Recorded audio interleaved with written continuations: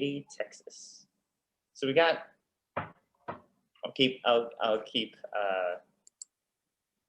keep letting people like file in. Matt, Dana, let us know how you guys are doing, man.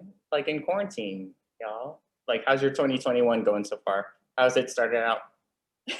It's going good. I'm playing too many video games. I feel like that's sort of what I've become at this point.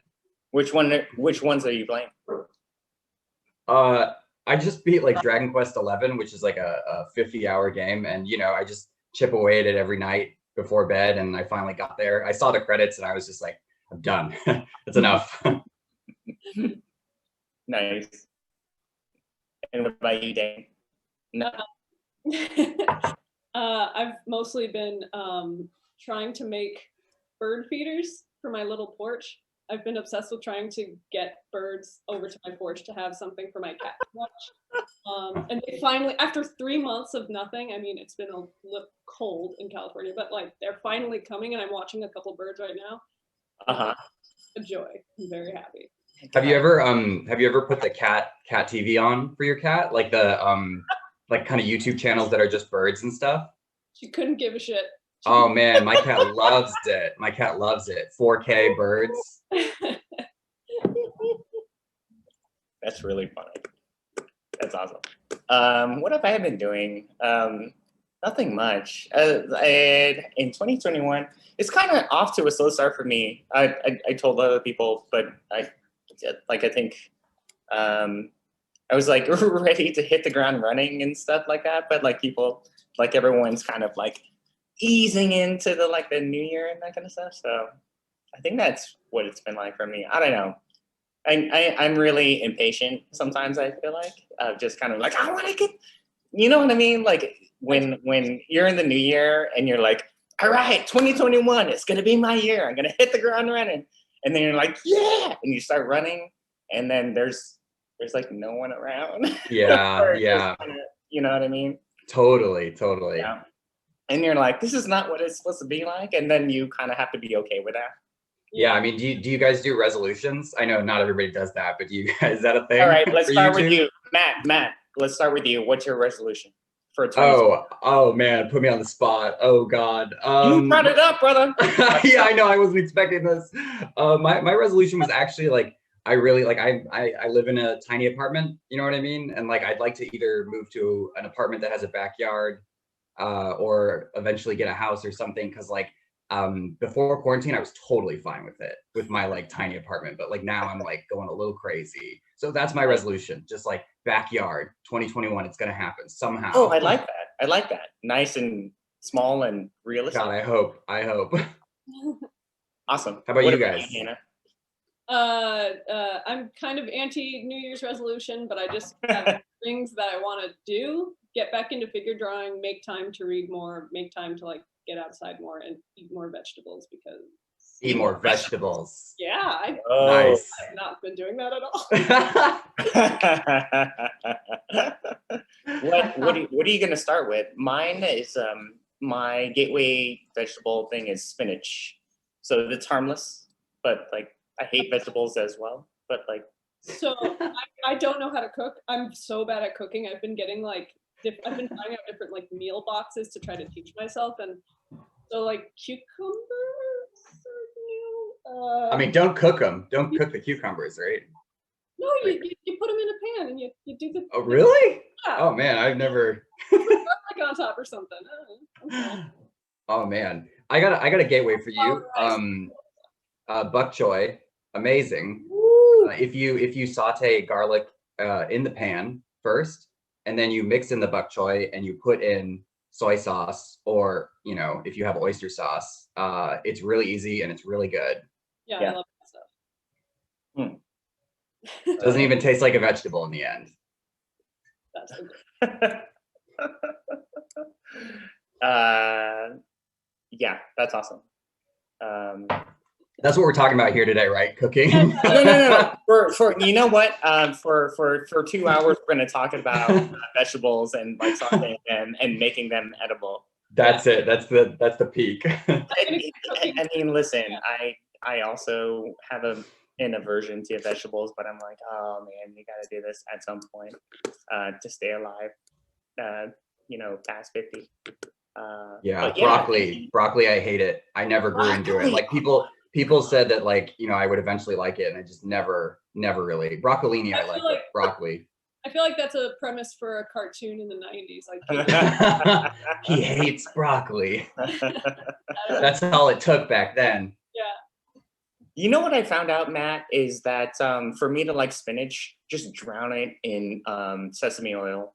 There you go. I love sesame. Great. Dude, right? I mean, it's not the healthiest thing, but that's okay. Baby steps. Baby steps. Baby steps, baby. Baby carrot steps. That's awesome. Well, it's 11:12, so thank you everyone for coming.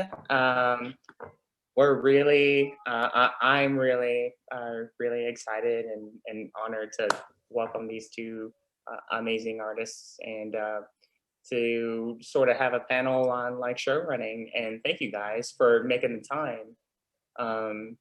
And thank you everybody for coming. Let's go! Saturday, 11 a.m. But I just wanted to start out with thank you everyone for coming. And thank you, panelists. And I will make some introductions right now, if you guys don't mind. Oh, we have 91 questions in the Q&A. So good luck, everyone. I'll see you tomorrow while you guys are answering these questions. But no, thank you, Dana, and thank you, Matt. So I'll make some introductions. Dana Terrace, we have her with us today. Thank you, Dana. Hi. Dana Terrace is an animator, story artist, writer, and director who's worked on such shows as Gravity Falls, Tangled the series, where we work together. I know you love that. And then DuckTales, where she directed on, and is the show creator and executive producer on the Owl House, baby! Currently on Disney Channel and Disney Plus. So thank you for being here, Dana. Thank you. Appreciate it. Matt Brawley is also, thank you for waiting so we know which one you are, is also an animator, story artist, writer, and director who got his start on DreamWorks Turbo, and later worked on such shows as Gravity Falls. I'm sure you guys heard of that show, winning an Annie Award for directing the episode Northwest Mansion Mystery. That's awesome, man. I love that episode so much, dude. It's so cool, man. That's so cool. That's such an epic episode.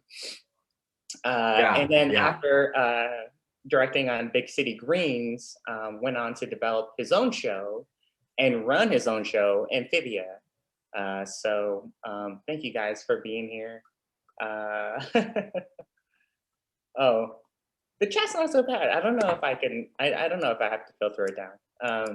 So thank you guys for doing this. And I just wanted to, yeah, man, you guys are the coolest people I know. So I just wanted to set the tone and give you guys in case the attendees aren't familiar with the shows, I wanted to give a taste of what the things that they're working on is like before we go into the conversation. So you guys don't mind. And we'll start out with Amphibia and Owl House, like opening credits. So let's do this. You guys see this? Rad. All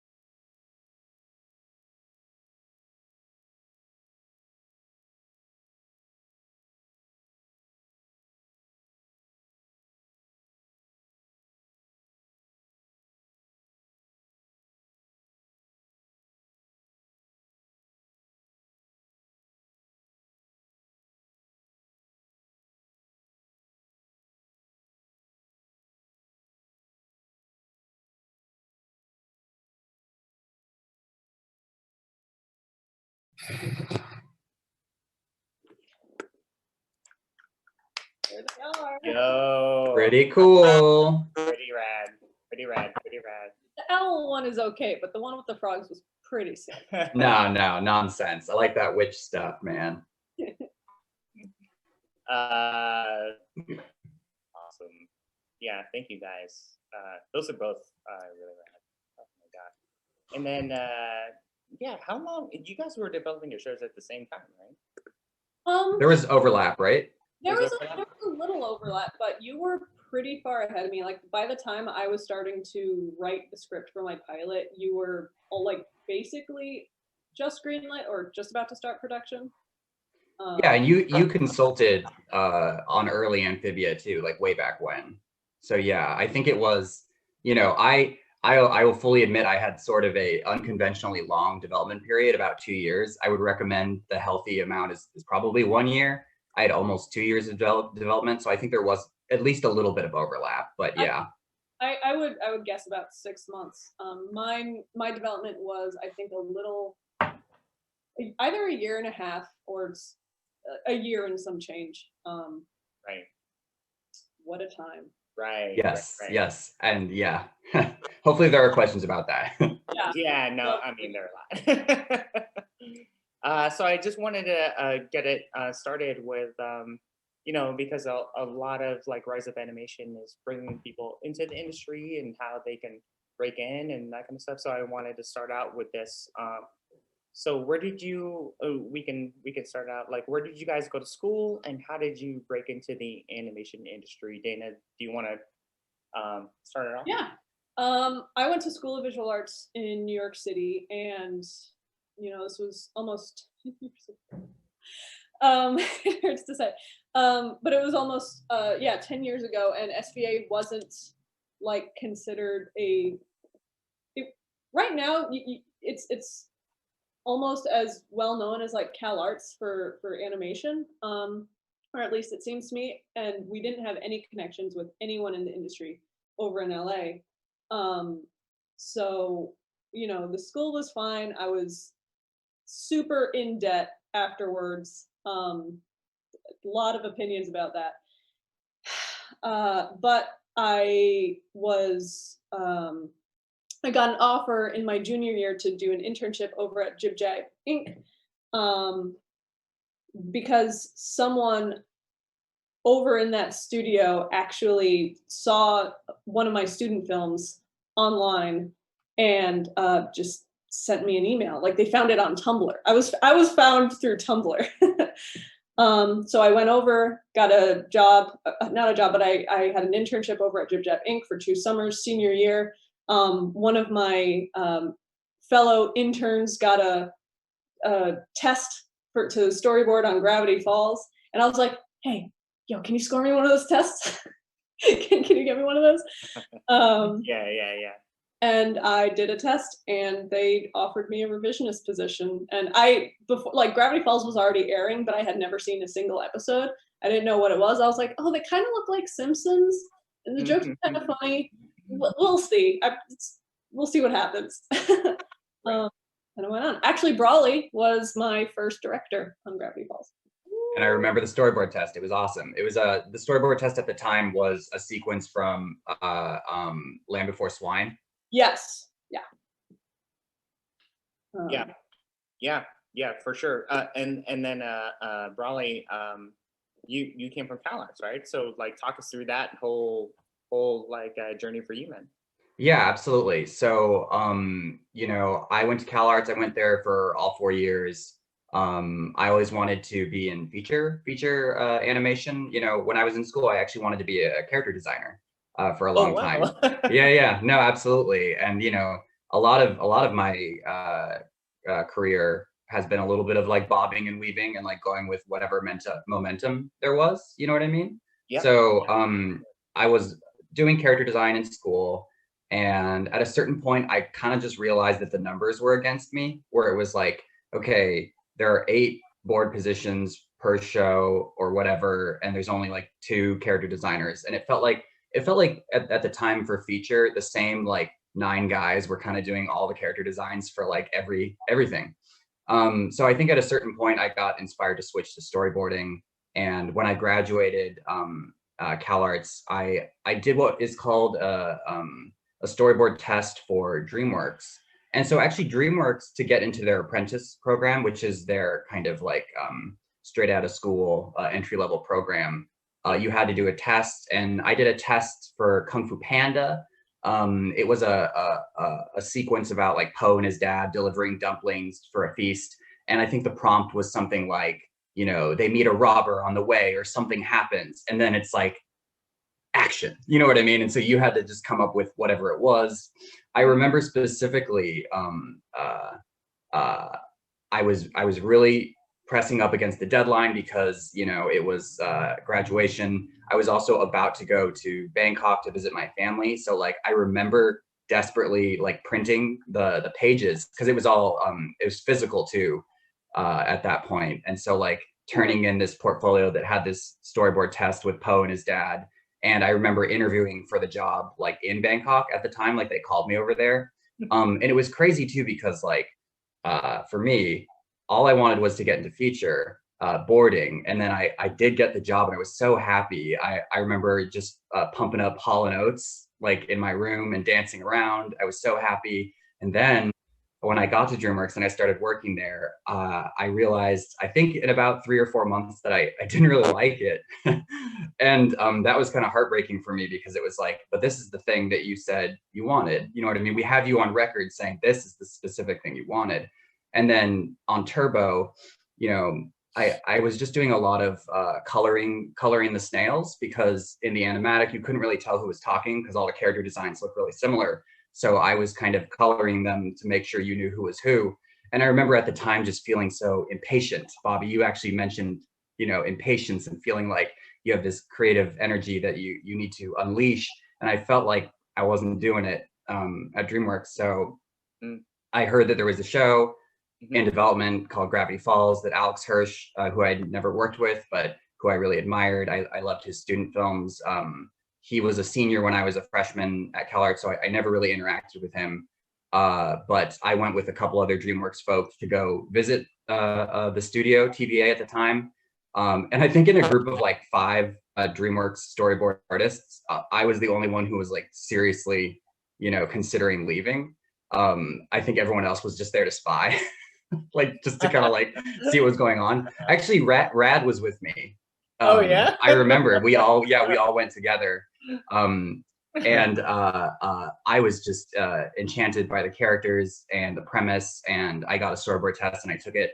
I got that job as a storyboard artist, and I sort of never looked back. But really, TV animation was not something I ever considered. I wasn't like a huge fan of it or anything like that. I didn't think I'd be very good at it, but I really enjoyed it. And from there, you know what I mean? Season 1, I was doing boards. Season 2, I was directing.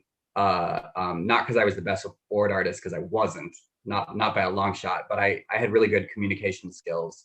And you know, directing is a little bit more like not really what you can do, but what you can inspire other people to do. So I really loved that. I loved being an animatic, you know what I mean?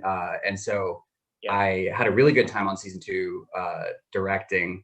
And then from there, sort of like, you know, I don't remember exactly how, but the bug kind of got put in my ear that like, oh, you should try pitching your own show. You've enjoyed this much of the process so much, like maybe you could do, you know, the real thing. But yeah, I love TV, you know what I mean? I love working in TV animation. I think it's, you know, the difference between features and feature, you have like, you know, 2 or 3 years for one story, but in TV, in 1 year, you're doing 20 stories, you know what I mean? So I like the feeling that you get to make a lot of mistakes and learn and grow quicker, I guess. So yeah, that's sort of been my journey. yeah. Was it the same for you, Dana? Just kind of like having that experience of just kind of like being on a show like Gravity Falls and sort of being encouraged to sort of go from story artist to director, and then like pitching your own ideas. Well, I in college, and since I was like 6 years old, the goal has always been to have my own show or direct my own movie or make my own video game when I was really into Kingdom Hearts. But it's always, the goal has always been to like make my own stuff or work with a big team of people who are better than me and learn from them. Mhm. But yeah, I never expected to be at Disney TV of all places. One, I've never watched Disney Channel. We never had it on our TV as Mhm. a kid, and I generally don't like Disney movies, Disney things. It's just not my jam. Lot of beautiful stuff with a lot of hard work, and they're just not Mhm. my vibe. Um, but yeah, once, and I was never thought I would be a board artist either. I've always thought I would be a biz dev artist or an animator, but Right. I learned that I hate painting, and being an animator usually means you have to go into 3D animation in the States, and I just wanted to draw a lot. So when I got the storyboard test, that was actually the first time I had ever tried to storyboard something. Um, Mhm. Mhm. so it was a really kind of crazy learning experience, kind of trying to learn all that within a couple weeks. Um, very grateful I had the chance. But once I was on Gravity Falls and I started learning the pipeline, kind of similar to Matt, I was really taken by how many stories you can tell, how many episodes you can write and produce in a single year, and being like every show works differently. Every show has their little, group friends, and departments usually stick together. But on Gravity Falls, it did feel like it was a mesh of friends. And I liked that camaraderie. And movies and features, the teams are so big, you usually don't get to know everyone you're working with. Mhm. So that's when I started kind of learning that, hey, maybe pitching a show for TV is what I should aim for. And from there, like, I wanted to get into directing because you learn management there, and being an editorial was super fun. And I just wanted to slowly build how to work with bigger and bigger teams. Mhm. Mhm. Mhm. Matt, for Gravity Falls, at this point, as we are going chronologically, like, what do you think helped you like succeed as a director, like on that front? Because So that episode was awesome. Awesome. well, It was I so think the best directors, in terms of the work they do, they're thinking of the big picture. You know what I mean? They're thinking of the total runtime. They're thinking of the piece as a whole. I think a director who was noodling, you know what I mean, on just one sequence for the entire time, would be kind of missing the point. I think what I really enjoyed about directing was that, when you see the storyboards on the timeline with the music and the voices, you just know whether the story is playing. And I think there was an exec, Khaki Jones at our studio, who actually says, like, animatics don't lie. And I think what's really powerful about that is, if you're pitching a board, you can actually pitch a bad story really well and get a good reaction. Like, you can do, like, really good pitchers. It's kind of like magic a little bit. Like, but in animatic, when you hit play and that thing is just playing, either people are engaged or they're not. Either they're laughing or they're not. And I think what I enjoyed about editorial was that kind of objectivity, where it was like, I can see the whole piece and I know which sections are dragging and which sections are not landing. And I loved that part of it. You know what I mean? And actually, it's funny because doing that kind of work, it ultimately makes you a better board artist too, because suddenly you're not drawing the knuckles on somebody's hands. You're thinking about how this sequence is playing in the overall episode. right. Yeah. And I'd love to add on that, because I was so insecure when I started pitching boards on Gravity Falls and eventually on other shows, because I've always had stage fright. Like, the first time I pitched a board on Gravity Falls, my voice was shaking, my knees were shaking, and right afterwards I went and I ran to the bathroom to dry heave. And I knew this was something I had to keep. So you loved it.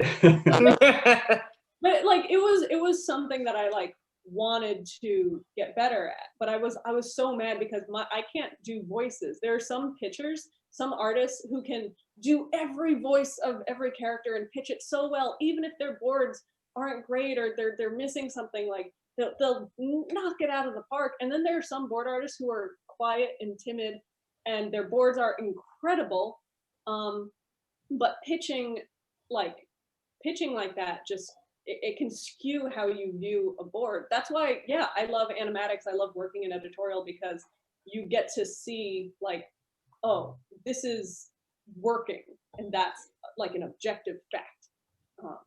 Right. Yeah, there's another side of directing too, which is the people side, and this is completely separate from creative, which is like, okay, you have 3 board artists working for you. How are they all doing? Are they struggling? You know what I mean? Are they going to be able to hit the deadline? Like, is their morale okay? My revisionists, I think it was Ben Holm on season, like, I'm just not going to do them. And I was like, oh, well, then I'd be like, Great guy. He was also a board artist on DuckTales. I think, you know,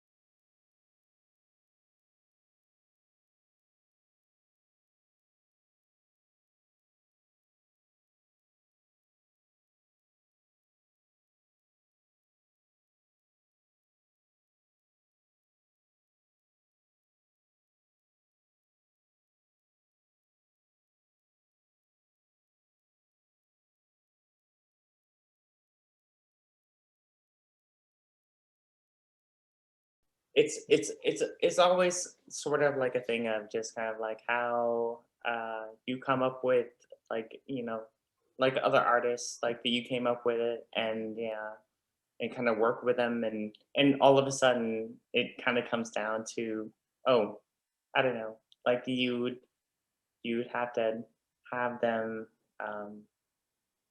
like sort of produce and sort of like, you know, just uh, kind of like get the whole thing going. But like I think, yeah, I mean, like that was a a bigger question of like how do you, like, where do you go to school, and uh, animation industry. But like what I wanted to talk about specifically was, you know, what was your transition like from like after you got out of school, story artist, to directing, and eventually like creating your own show.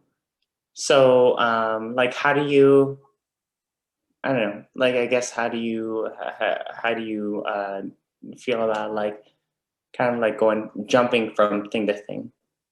Every time I've started a new job with a new position, whether it was, you know, going from student to intern to revisionist to board artist, etc., the first 2 weeks of that new position, I am terrified. I always think I'm going to get fired. I'm like on the edge, and then I always calm down, settle in. I'm like, okay, this is real, and I can do this. I am confident in my ability to learn. Yeah. So the transitions are always scary, but for me, it's always helped to like keep an open mind of just like you're learning, and you will learn. Don't have a choice. It sounds like it sounds like Dana, like you fought for what you wanted to do, like every time. Yeah, I'm not so much thought, like I wasn't like, it's not like people didn't want me to direct or showrun at some point, but I think I actively went for these things when I saw that there was a director's position open on DuckTales. I had just come out of another job that was difficult, and I was just like, would you consider me as a director? Just consider me. And Yeah. then I interviewed for the job. I showed them my portfolio, and the Matt Youngberg was just like, sure, yeah, direct on DuckTales. And that was a really fun time.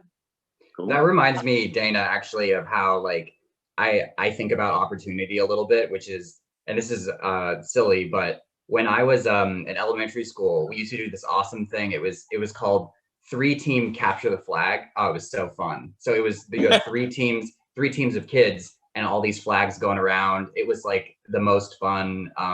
But occasionally you would just see that there was a flag and it was unguarded. And so that reminds me of what you're saying, where it's like, you know, you see an opportunity and you've decided to go for it, but it takes a little bit of like courage to even like go running for it. You know what I mean? Like to put yourself out there and stuff. Like, I guess like one of the things my dad taught me when I was very, very little was just like, what's the worst that's going to happen? Someone says no to you. And that's true. Like when you take Yeah. opportunities specifically like that and ask about other jobs or transitioning into another job, the worst that could happen is someone say like, oh, sorry, that position's unavailable, or oh, sorry, need a little more experience. And it's just like, that's not the end of the world. Yeah. And Bobby, with your question specifically, do you mean like getting adjusted to these new positions, or do you mean how do you even do that transition, or like how do you get it started? Yeah, I think I'm just curious about the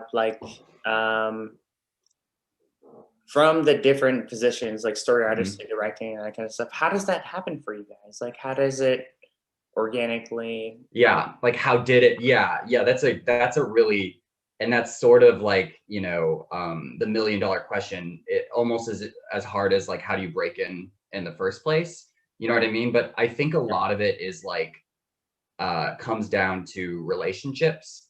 And so you get a job at a studio. I always say like you need to install yourself at a studio. You need to understand how the studio works. You need to understand what the forces are, like who's working at the studio, who's making decisions, who's in charge, what kind of content are they looking for, what opportunities are there available. And that means like the big studio, but it also means your show. Like if I'm on Gravity Falls, like I just joined Gravity Falls, there's this guy Alex, he runs it. It seems like there's a creative director right under him. You know what I mean? Like what is everybody's responsibilities? What are they looking for? What needs do they have? You know what I mean? I'm looking around and I can see that Alex is looking for someone who's good at cutting down animatics. It's specifically what he's looking for. He's looking for someone who can take a 26-minute episode and cut it down to a 23-minute episode. And then you can say to yourself, could I be that person? You know what I mean? So I think so much of looking for those opportunities, it's not just about sitting around and hoping something happens to you, but it's also just looking around and being aware of your environment. For example, before I started pitching Amphibia, and I'm not saying this helped me tremendously because I don't think it did, honestly, but I had heard they were looking for a director for a pilot for somebody else's development project. And I put myself forward to do that so that I could learn a little bit of how development works and like what goes into it. And, could I do it myself? And I was in the room when that pilot was passed on. And I remember sitting next to the creator and being like, okay, so I can sort of role play.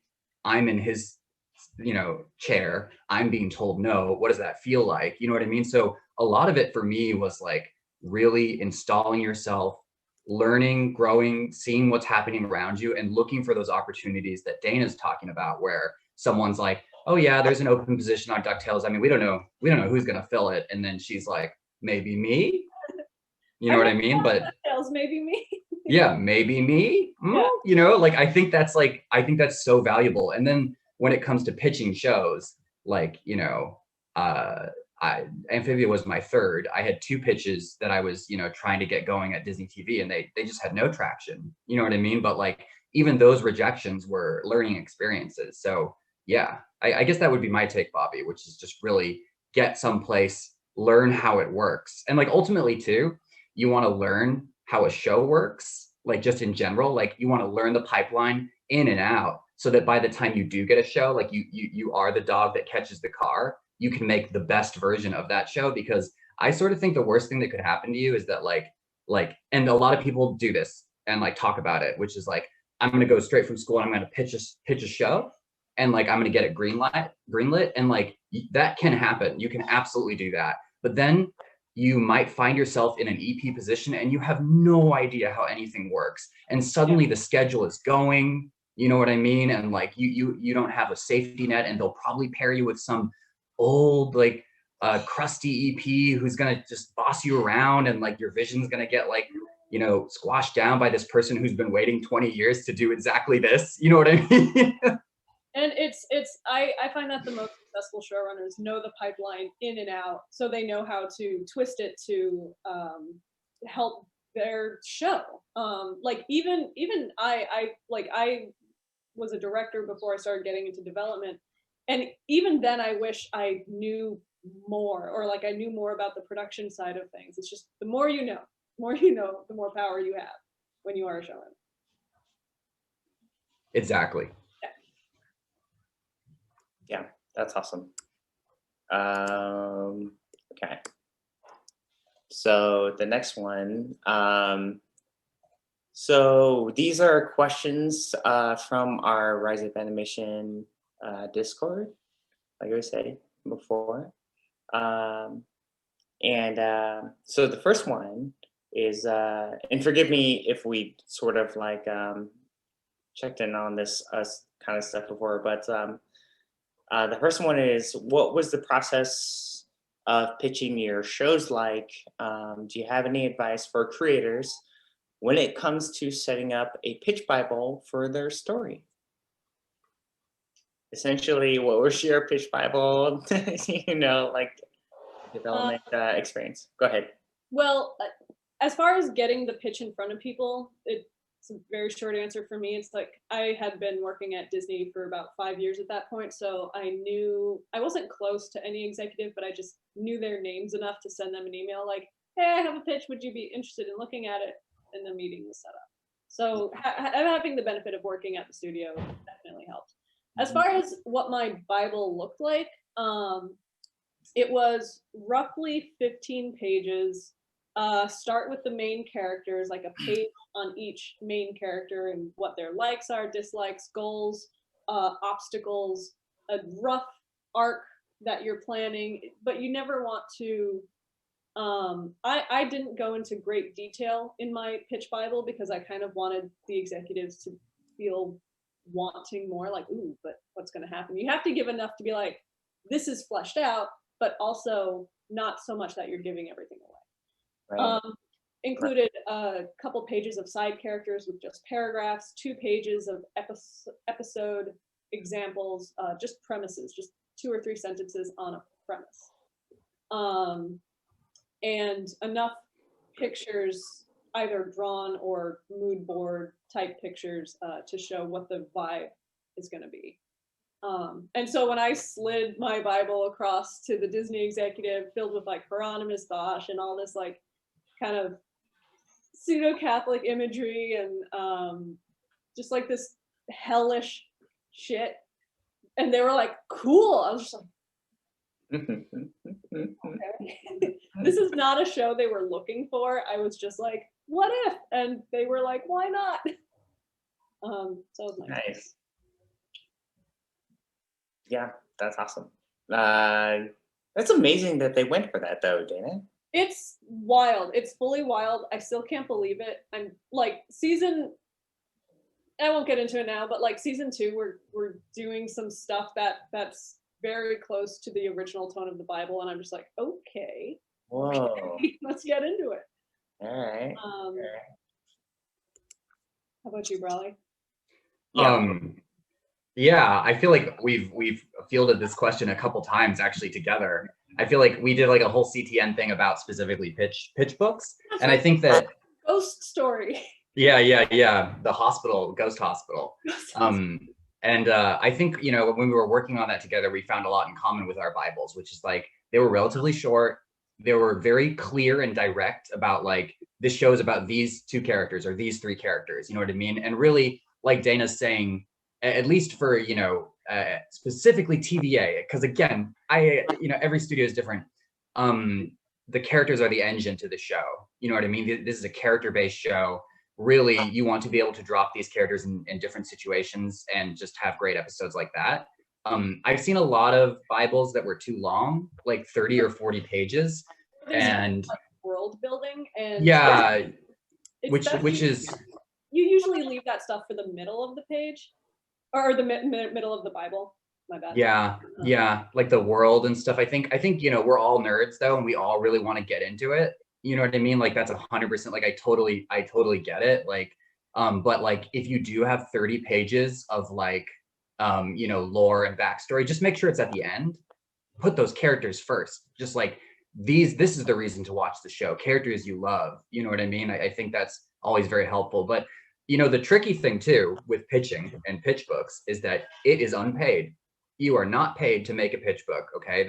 I don't know what people really think, but like you have to do that on your own time on the side. And that's why it's also good for it to be about 15 pages, very short with some images, but like, you know, just enough to hook. It's also good to think about when you're putting together your pitch Bible and you're trying to word how to get across the personality of this character in a few images and a few sentences really fast. Like imagine you are an executive and you see 30 pitch Bibles a day, and if each pitch Bible is like 15 pages max, I'm not going to do the math in my head, but that's a lot. That's a lot. So you want to be able to grab someone's, like if you're an executive and you're tired, you see all these pitch Bibles, you're looking for something that immediately grabs your attention. That doesn't necessarily mean the brightest colors or the most like action-packed poses. It just means a character that you instantly understand. Yeah.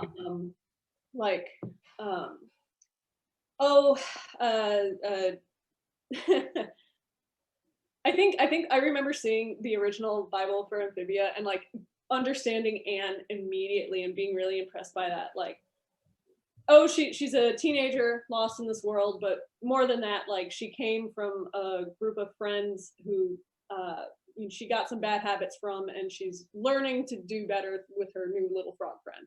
I was just like, I get her. I get her. Yeah. Immediately. Yeah. And that's really important when putting together. Yeah, and leaning into that, like if that's your show, make sure to lean into that, like that core relationship. The first few pages better be that, you know what I mean? Yeah, but it's tricky. There's an art to it, and like, you know, like Dan is saying, these folks are looking at so many of these a day that like by the first couple of pages, you've got to buy it or not. You know what I mean? Like it's not really. I don't think anyone's really getting to the end unless they're like, this is the best Bible I've ever, you know what I mean, I've ever seen. I kind of think if you have an executive reading through your world building, your world rules, your magic system page, if you have an executive like taking a look at that, you've hooked them. To build that stuff like into the actual show. Right. And the discourse says, writer friends help you. Awesome. It's incredibly valuable, but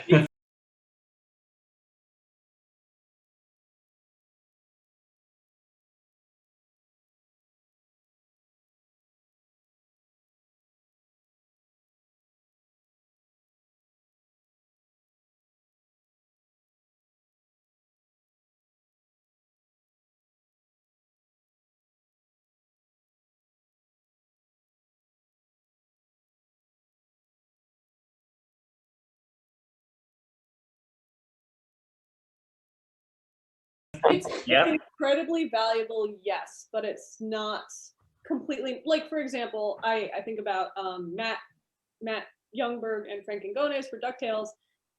Matt's an incredible storyteller, and I have no doubt he can write beautiful things, but at the same time, like Frank Angones was the head writer and the co-EP, and they made a wonderful team together.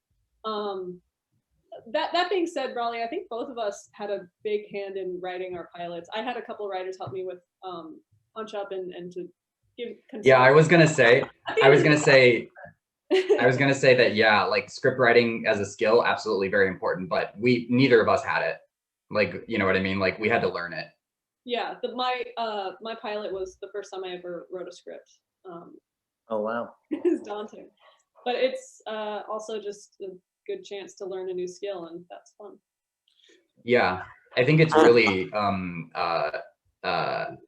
you can go in with no writer and it's fine as long as like the nugget of story in there is like worth kind of developing. Do you know what I mean? That's also another part of this. You know, if you're not so much a writer, it's very helpful to just have a good sense of story. Like you understand structure and you understand character wants and how to entertain people. You don't necessarily have to be a writer to do that, but you do need that sense, or else your job's going to be really hard. Right. That's awesome. I'll go through these. So I don't know if this overlaps. What are the right next steps to take when first writing a show to cover all of the essential things needed to get the overall pilot plot concise enough for a pitch Bible? So I think essentially, like, how much I think she's asking, he or she is asking, like, how much writing or how much kind of description would you need, like, in the pitch Bible to convey to, like, executives, do you guys think? Like, in terms of, like, the arc of the first season, at least. Oh God, I didn't have any arcs in my pitch Bible. I was just like, these are the characters. This is how they feel about each other. King and Ida have like this tense little roommate situation going on. Luce looks up to Ida. Ida just wants to be alone, but eventually warms up to that stuff. You just like enough to clearly state the character dynamics and how those dynamics can kind of snowball into a bunch of episodes. Right. Right. That usually for me that was like a page for each character. So Luce, Ida, King, and then a page describing all of their relationships with each other. How King feels about Luce, how Luce feels about King, how Luce feels about Ida, etc. Mm-hmm. That was that helped me in it. Like that, I would do that again for my next pitch Bible as well. Right. Okay. Ida softening. That's an arc. All right, that's an arc. But it happens in like 3 episodes. Yeah. Yeah. I mean, it depends. I think it depends on your show. Like, you know what I mean? Like, so for our show, there absolutely was a page dedicated to Anne's arc because it was specific. It was so specific to the show, which was that this kind of bad girl was going to end up in this place and have a turnaround. You know what I mean? So for this show and the sell of it, it was absolutely in there. It wasn't like, you know, okay, by episode 3, it's going to be this. And by episode 10, it's going to be that. It was just very broad. I think you just got to keep it very broad at this stage. Okay. Yeah, that's awesome. And that's a great segue to, like, how much creative freedom did you guys have when you were developing your pitches? That's a loaded question. I know. All of these are loaded questions. I'm just gonna say, I'm just gonna be bitter for a second. I had more freedom in development than I had in season 1. The first 10 episodes of season 1, I had so much executive oversight, like 6 different people giving me notes. Usually you have 2 executives giving you notes and giving you responses to episodes. I had 6, and it really scrambled my freaking brains. I'm very proud of what we came out with, and I'm very proud of my team for knocking it out of the park. But like, that was tough. But in development, I got away with there was the only thing that people were really kind of concerned about were my designs, I suppose, because they leaned a little anime, a little like Ken Sugimori proportions, and that's just not something they were super used to. But like at the end of the day, came out fine. I only started getting oversight once we were actually in production. That's so fascinating because like that's true. I had the opposite experience. So basically development for me was terrible, and there was like, again, like you, there was like 6 executives chiming in on everything, and new ones coming every couple of months, like whether it was this new exec who just is now in charge or another exec who like there was someone from feature, someone from junior, you know what I mean? It was just like, it was all over the place. And then for me specifically, when we went to series, they all like disappeared like a bad dream. You know what I mean? Like, and then finally, well, here's the thing though. Finally, we were sort of left alone, but you know, now we had the show that we had developed. Do you know what I mean? Like, so it's like all that oversight created this version of the show, and now we had complete creative freedom to make that version of the show work. So it's amazing to me though. We did have kind of reverse experiences. Yeah. It is interesting, and I should say everyone went in with the best intentions, but it's sometimes they think throwing more people at something is going to make it better. I know. Yeah. Let us do the thing. Let us do the thing that you're paying us to do. I know. But like I think after, at least for me, after those first 10 episodes, we started getting more, they started trusting us more, they started backing off. And the more they backed off, the feels like kind of the better stuff went. Sure. Yeah. Sure. Yeah. Yeah, no, I was looking through these questions, and I think they hit on a little bit of like what we talked about before I get into show running. So this is interesting. Like, how long were you developing your story that pitch before it got picked up? Like, I think. Oh, like how long did to work on the pitch Bible? Yeah, maybe. What's the timeline? I think they're asking. Like, developing your pitch before it got picked up. It depends on the project and it depends on the Yeah. person. Like, I know pitches that have, you know, people have been working on it for years and it only gets picked up after being shopped around for like 6 to 10 years. Yeah. I put together my pitch Bible in 2 months because I was in a very spiteful, angry rage. And I was trying to prove someone wrong. And so I just kind of sped through it. So it depends. And every, like, if it takes a little longer to put your Bible together, like, that's not a bad thing. That just is what it is. If it takes a little shorter, that's fine too. It's just as long as you know your characters, take as long as you need. Yeah. Yeah, I think that I also made the Amphibia Bible very quickly, the pitch Bible, and I was so excited. I think it was something like, you know, I had a friend who I almost went in on with it to pitch, and I remember being like, I've got like a book together, it's almost done. I think we can go pitch this next week. So if you want to do this with me, let's do it. And he was of the very opposite mind. He was like, no, let's work on it for 6 months and then we can think about shopping it around. But I was so impatient. I was so kind of confident in the pitch. I was like, no, this is like really good. And we can go get a bite with this, I promise. And from there, I started taking meetings like the very next week by myself. And for me, I think when you've got momentum, like show it to someone, you know what I mean? Like when you feel like this is good, like show it to someone before you make changes, because these pitch Bibles, actually, they crave to be seen a little bit. You know what I mean? It's not the same as like a graphic novel. It's really not. You know what I mean? Like this is the kind of thing that you need audience feedback like pronto, from my point of view, at least. Yeah. And even if they don't take the pitch, that doesn't mean the pitch is bad. That you might just need a little more time on it. But it's good to know that beforehand, rather than like working for months or years on something that's just the same idea. Like getting feedback from executives, from friends, is so important. Yeah, and being super precious with like an idea too, I think is dangerous. So like you've got this amazing thing that you're sculpting, you're like, oh my God, it's gonna be so incredible. But then like, you know, sometimes you need to put that on the shelf, right? And like get something else down and be like, this is just for fun. Who knows? And then like that's the thing that gets picked up. I swear to God. Well, I mean, I think there are a few things worth being precious about.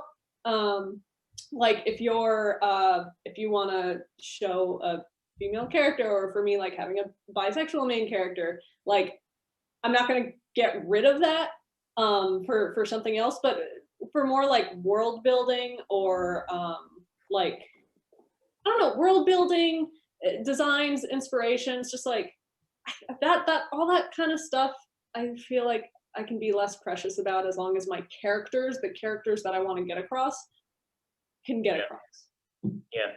Yeah. By the way, we had that Miranda thing like in November, like last year, 2020, and he showcased both your guys' work, which is really that's oh man, that must have been Rise Up Fam. That was fun. That must have been a hell of a talk. All I remember is that you traded a sequence for a Sony PlayStation, and then wait, hold on. My computer is dying. I'm gonna get my charger really quick. I'm gonna answer that. Hold on 1 second. No, don't answer it. That's so in character for me.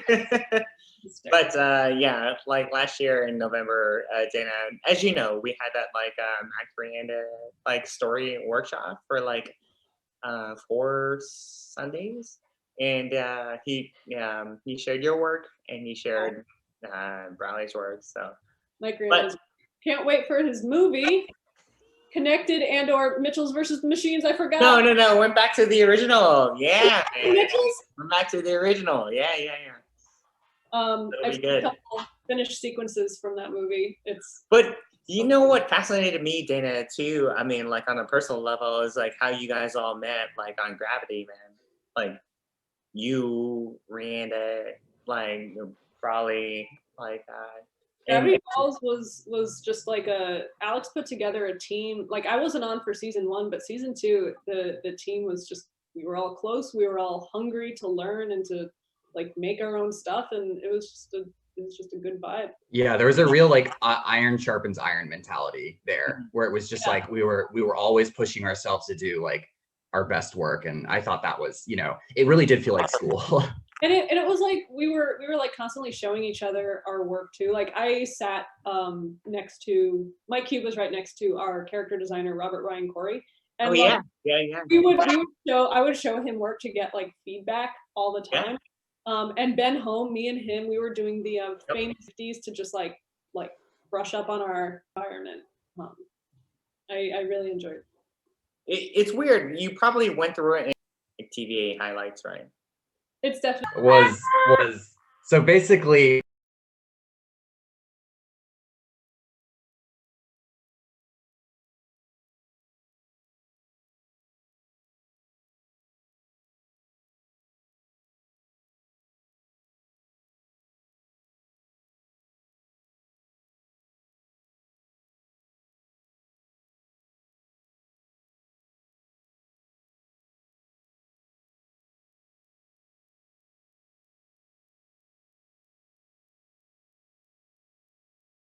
Mike, who we love, and we both by the way, we both like did freelance for him, is that there was some legal thing. He couldn't pay me. Like for whatever reason, he couldn't pay me directly. So he was like, but I will get you, like I can pay you some other way. I was like, that's fine. Get me a PS4 and like 6 games. And he was like, okay. And so for this like this anyway.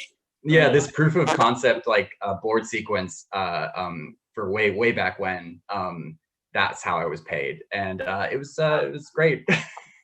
It was so funny, like with the Mike Randa thing, we stayed for all 4 sessions.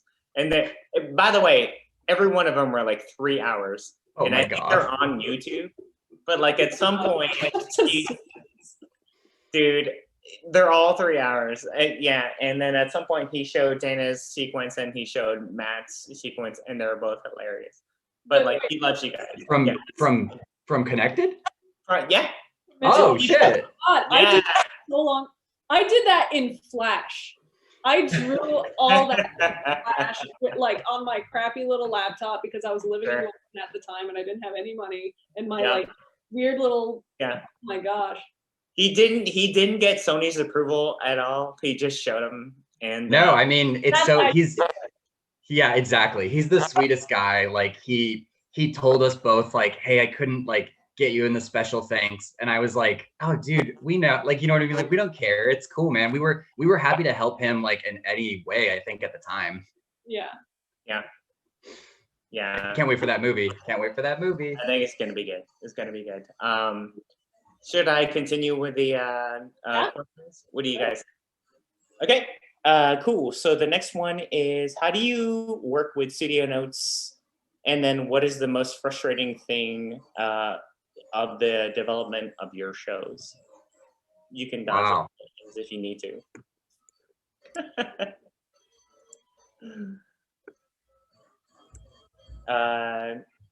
How do you work with studio notes? What is the most frustrating step of development on your shows? For notes, if I could go, if I could start, I suppose. For notes, whenever I go into a note session, and for our production, we get notes on script, we get notes on board pitch, and then we get notes on animatic.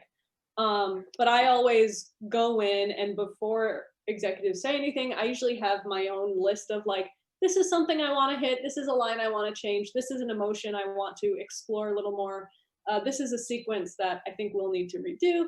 I just give them my list of things that I'm already planning to do, and it usually hits half or more of the stuff that they want to do. or they're thinking of. Yeah. And then like the studio notes, it's basically just like a first reaction from a test audience. So you really need to learn the difference between what's valuable and what's kind of a bias. What's a taste that, like, if an executive doesn't like horror stuff and you make a horror episode, their notes about it being too scary or like it being like them not liking it, you can kind of take with a grain of salt. But if someone comes to you and they're like, I didn't really understand why this character did this or what the motivation for this choice was, that's the stuff you need to pay attention to, because that's how you can improve your stories. Right. Right. And then what was the other part? Sorry. Oh, the most frustrating note. My most frustrating note in development was it wasn't really a note, more like I was playing with a lot. Like, my pilot for Owl House is very different from the first episode of the show. And I was playing with a lot of like we see more of Ida's body falling apart because she can take off her limbs. Like there's a little blood in there, and like someone came up to me really mad. They were like, "This is Disney. You cannot put this on a Disney show." And it wasn't an executive. It wasn't anyone who, you know, was in a position to tell me what to do. And I was just like, get the hell out of my face. What the fuck are you doing? Sorry. This is my pilot. And if S&P is fine with it, if the executives are fine with it, what are you doing here? Get out of my queue. That was the most frustrating day for me. Just someone trying to like block these things that weren't even bad. And we even tested it with a group of kids, and the kids were like not fazed by any of it because they're all watching Marvel movies. Come on. Right. Right. What position was this person in, Dana? Like how, like? I forget what was it. So they were in production. They were a line producer type, but in development, a different position. That's funny, like an arbitrary, a kind of a unilateral moral crusade on their part. Like, yeah, it was a weird moral crusade to protect the Disney brand, which literally doesn't mean anything because Disney owns Fox, which owns Always Sunny in Philadelphia. Yeah, an Alien. Yeah, which owns Family Guy and Simpsons now, which owns all the Marvel shows. Like, the Disney brand doesn't mean anything anymore. It's so true. Yeah. So you said the perfect answer, Dana, which is that notes is like panning for gold.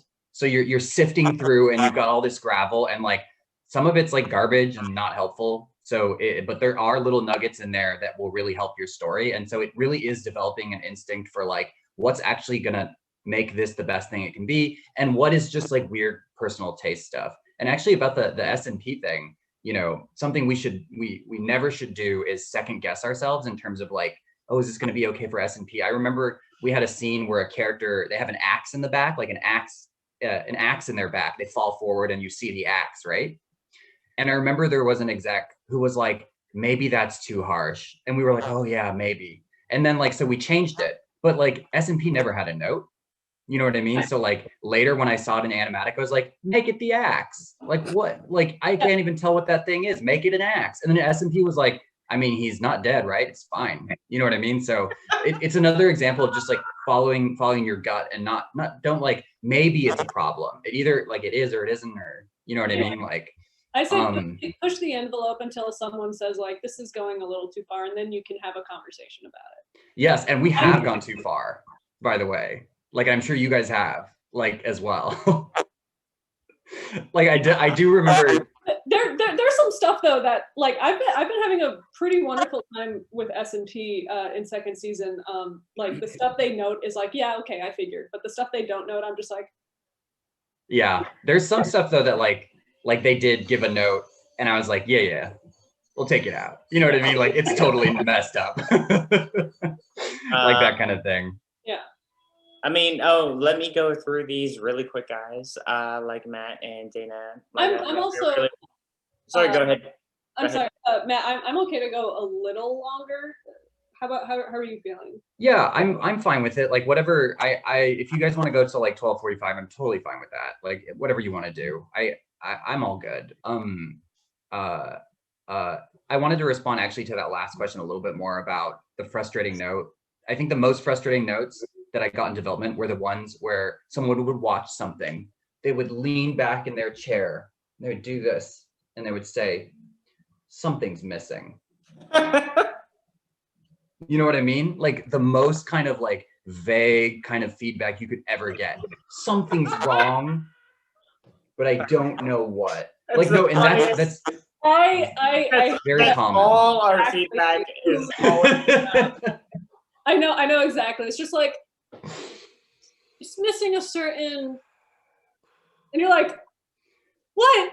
Yeah, that's the worst, and I tell you, I got that for like 6 months or 8 months. You know what I mean? Like what's really helpful is what you were saying, where it's like I don't connect with this character for some reason. Like I don't feel sorry for them when I know I should be. You're like, that's a problem. That's helpful. It's like, okay, we need to like inject more pathos in here. We need to show a scene that Yeah, the it's not playing for Yeah. whatever reason. Yeah. Right. Yeah. Right. Man, that's really funny. Too real, right? It's too real. It reminds me of the Evangelion guy. I forget, just like Oh yeah, Gendo Kari, just like Yeah. yeah.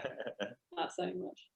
All right, so we got a couple questions on. Let's transition from pitching to show running. That'd be cool. So the first one would be: did you guys think that you would become? Did you guys kind of like aspire to be a showrunner when you started getting into the industry? Like, I aspired to be a showrunner before I knew what the word was. I saw Powerpuff Girls and I saw the name Craig McCracken under the title, and I was like, him, I'm gonna do that. That's what. oh yeah, Yeah. yeah. Matt. No, not me. No. No, I did. That's the thing too, and that's what's so funny to me is that like I would have been so happy to just be like a cog at like Pixar. I would have just like that would have been so great. Like that's what I thought I wanted. You know what I mean? Just to be a board artist at those studios. But again, like you know, I couldn't land that Pixar job, and then when I got to DreamWorks, I was like, here I am. I'm gonna love it, and I didn't. So then I found something else. But I really didn't ever think I would run a show. Right. I'm happy you didn't end up going to Pixar because now we became buddies. We are running shows at the same time, and it's cool and it's great. And I think you made the right choice. Well, I think that's like, you know, I saw somebody said something, like tweeted about it, about how their whole career was about following momentum. You know what I mean? Like it feels like they're doing well at this, so they're going to try that job, or it feels like they're doing well at that, so they're going to try this job. And I just think that's so valuable. It's about seeing the opportunities. You know what I mean? Yeah. Really, yeah. Yeah, for sure. And then, so second question, what's the most challenging aspect of show running? We'll start with you, Dana. What do you think is the hardest thing? Can I actually think about that for a second? Probably. Yeah. Okay. Oh, sure. Go ahead. So it's easy now because I'm like over the hump, but in the early days, it was very difficult for me to delegate. Like I was so precious with so many things that I just wanted to get in there and do them myself, but like that's not sustainable. So I think it's really important as soon as you can to find the couple of people that you really trust in terms of taste. Like you just know they're going to make decisions that you like, and do it quick as you can, because otherwise you're just going to get overwhelmed, completely overwhelmed. Right. But it's hard to do. Yeah, I second that, wherever he is on your screens. But for me, it was the confidence to stick by my decisions. Constantly second guessing myself and second guessing story ideas, because like I said before, I had a difficult time telling the difference between taste and actual useful feedback.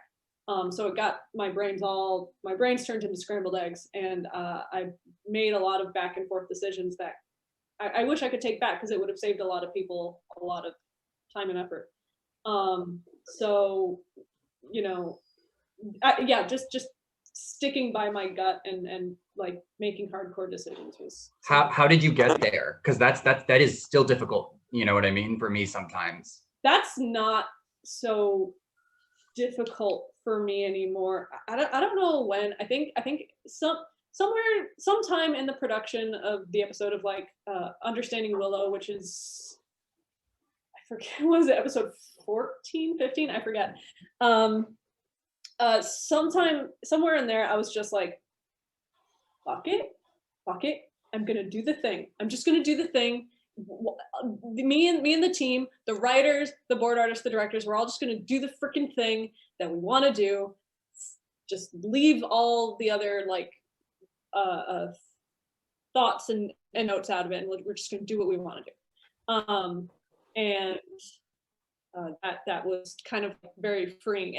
I think at one point I just was so burdened by my own indecision and fear of making these decisions and standing up for this stuff that I just snapped, and I just hardcore 180 in the other direction. Yeah, you know, it's tricky with like some of the big kind of lore stuff or big story turns that nobody knows that are coming. Like deep emotional we were always told like, oh, you don't want to go heavy into the lore stuff, you still want it to be episodic, so that if you're on episode 12 you can still get in like the 1 4-year-old who hasn't seen the show yet. Like they were that was the note I was constantly getting, and at some point I was just like, no, I want to do it more serialized. I want to talk about like deeper emotions. I want my characters to like cry. I want to make people cry. And that just became, yeah, I just snapped at some point. Awesome. Yeah. Can I ask this before, Dana, we run out of time? I just wanted to make sure, I mean, you can dodge it if you want, but how were concepts involving LGBTQ community handled when you were kind of writing your first season on the album? I'm sorry, can you repeat that? Yep.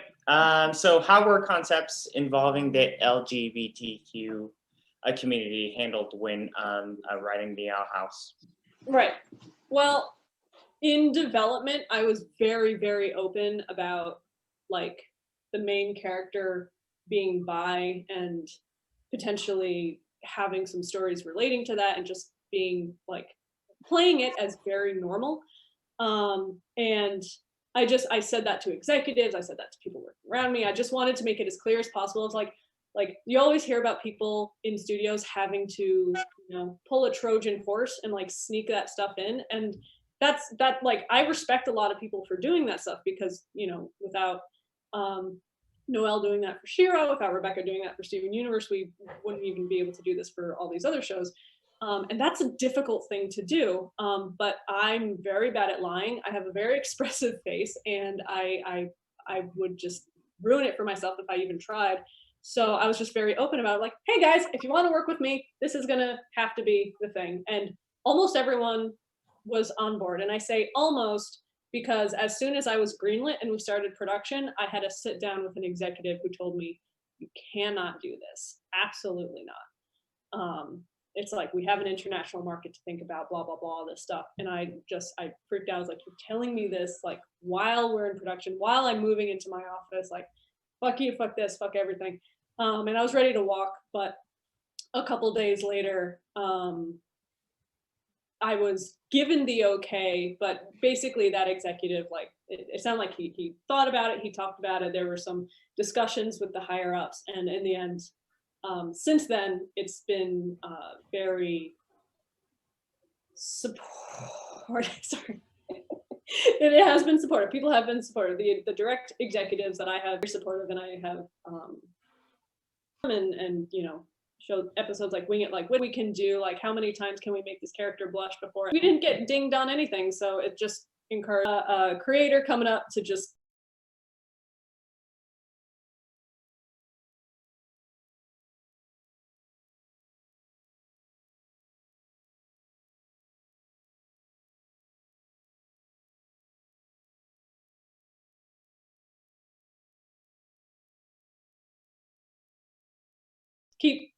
just do the thing you want to do, because there's literally no reason not to do it at this point. Right. Yeah, that's awesome. Yeah. Oh, your dog. Oh yeah, no, I mean, awesome. Like, thank you for filming that. Like, Dana, like, I think that was like a big thing. And we're coming up on our time, 12:22, 12:30, and I want to be respectful of your guys' Saturday. So, like, anything you guys want to say to the community? I know they admire you so much. I mean, I admire you so much, and you guys are my colleagues. So, I mean, just kind of, I mean, honestly, you guys have done it. You guys are amazing, and I looked at your pitch Bibles like from day Nice. one, and just going, Nice. you know what I mean. I just kind of learning from you guys, and thank you for setting an example, and No, thank you, Bobby. I mean, I've been such a fan of your work for a long time. Your work is beautiful and amazing. Yeah, your drawings are so pretty.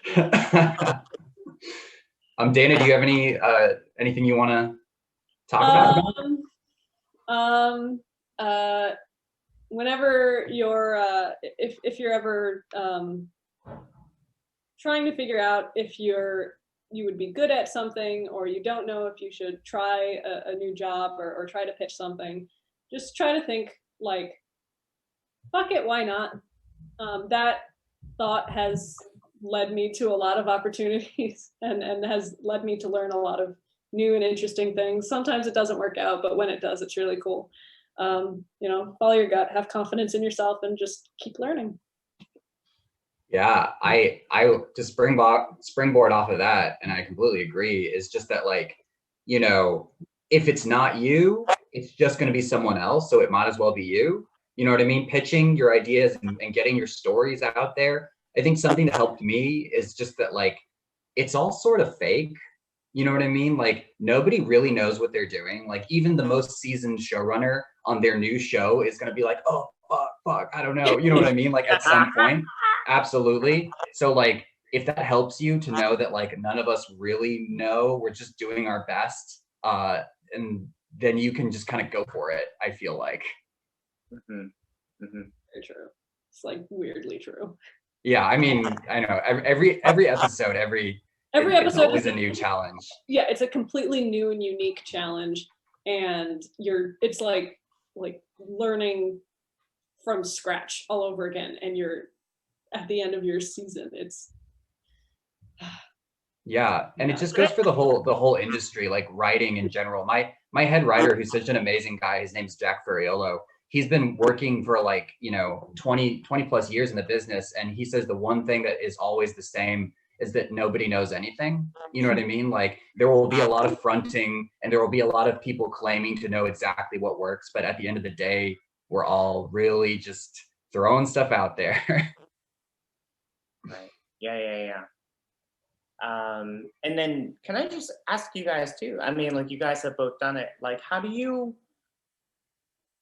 I guess, like, everyone has their like up days and down days. Like, how do you guys just sort of like, like, go beyond that kind of stuff? I mean, like, I'm in development now, and I have my up days and down days. So, like, that's a kind of a bigger microcosm of just kind of like, how do you, I don't know, what do you guys do just to kind of keep motivated, kind of to make your show come true, your feature come true, or, like, what are some kind of experiences that you guys have like gone through to yeah. I think two things for me.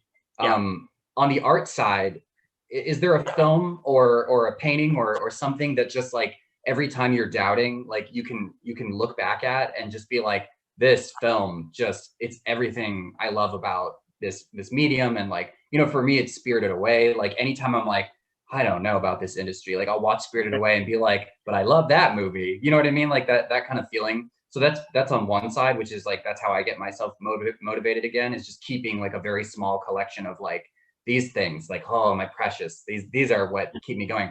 And then on the other side, I think, is perspective. Like, don't just surround yourself with animation. Like, just try to go outside, meet people who don't work in animation, talk to people who do other things, you know what I mean? And like, I think in engaging with the world outside of animation, it will help you realize, like, you know, what's important, what's not important to you when you get back to animation, I guess. Right. Yeah. I second all that stuff. For me, my inspiring Ghibli movie is Princess Mononoke, which my mom thought was a Pokemon movie when she first gave it to me. Close. Very close. One thing that also helps is I have this in front of me just because my mom sent it to me in the mail. I've been keeping and tracking my sketchbook since I was a kid because I just like putting numbers on books. And this is like the first flip book I've ever done. Oh, It's hard to do at this angle. But like, I look at that and I'm like, I'm doing this now. I'm doing the thing that I was trying to do in the 90s, and I'm doing the thing now. That's cool. I should, like, I want to, you know, really enjoy the time I have doing this, because eventually I'm going to retire at some point, I assume. I hope. I don't know. Look at Miyazaki, guys. He can't do it. That's can't true. retire. That's true. We are just like Miyazaki. hopefully not. But yeah. Yeah, it gives it's good to and one thing I always do is, like, as a showrunner, you'll always have late nights and you'll always have, you know, rough weekends where you're trying to catch up on stuff. But no matter what, I do my best to always take at least one day off. For me, it's usually Sunday. Just like take the day off, do that day to like do something you love, see people you love, work out, take a hike, do a hobby that you enjoy. That one day is like so precious to me. It keeps me sane. And I will not give it up for anything, even if there's like a massive, like melty, like a on fire deadline ahead of me. I need that Sunday. Awesome. Yeah. Well, thank you guys so much. This was awesome. I mean, like, I can't imagine. Hey, whoa. That cat has weird eyes.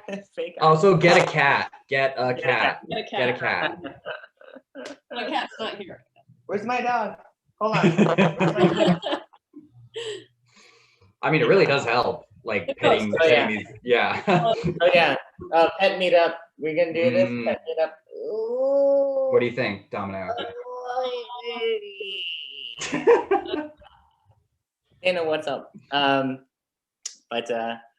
thank you guys so much for doing this. That was wonderful, and I 100% agree with everything you guys said. And yeah, I admire you guys both, and good luck with everything in your seasons moving forward.